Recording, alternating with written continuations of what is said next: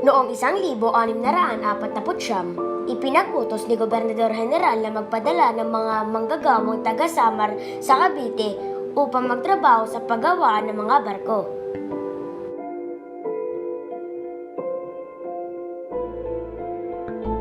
Utos ko, dalhin lahat ng mga kalalakihan at dalhin sa paggawa ng barko.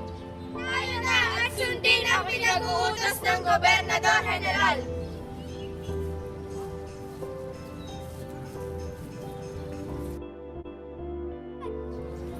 Kamusta ka na, kaibigan? Oo nga, kaibigan. Mabuti naman ako. Kaya mga kaibigan. Okay lang naman ako. Ayun! Ayun! Ayun! Ayun! Ah! Ah! Ah!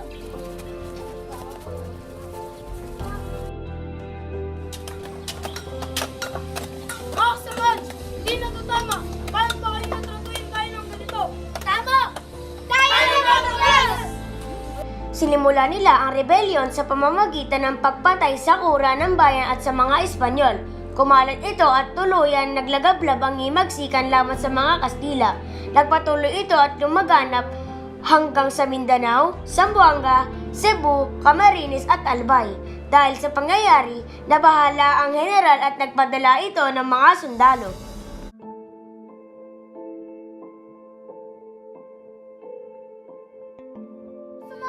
Sugat!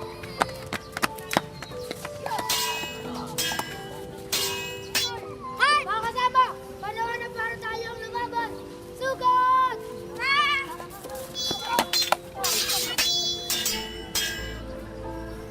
Yan ang aring mga pag-aaklas. Tumungo kayo sa Samar at ulihin si Sumuroy. Halina't sundin ang utos ng General!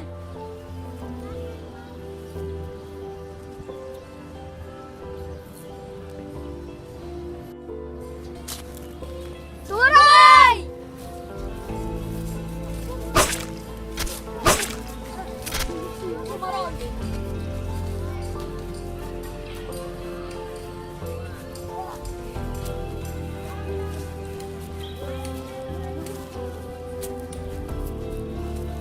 Patayin mo ang iyong kaibigan at ibigay sa akin ang kaibigan. Susunod. Sino po kayo?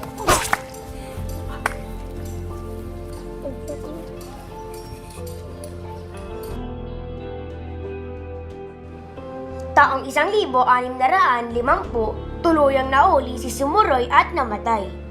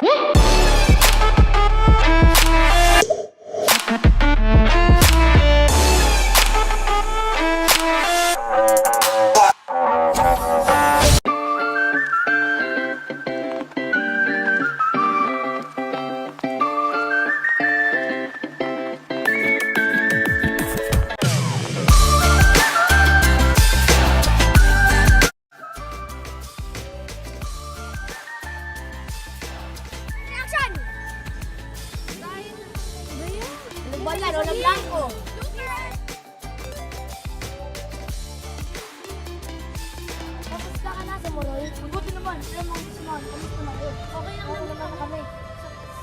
Sa bar, sa bar. Blooper! Ito one, action! Mga kasamaan, hindi na ito tama. Paano kayo natutuin sa ganito? Tama! Okay, Dad.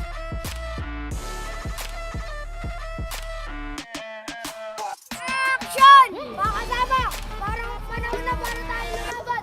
Suga! Paano masabi? Ay, nakangiti. Jason! Before you came round, my heart would never be much. Ito one, action! Halina't sundin ang utos ng general! Ba't ka lumi? Before you came round, I was heading for a small. Action! Samaran! Before you came round, I was ready to throw me down. Mga kasamaan, tulungan niyo ako!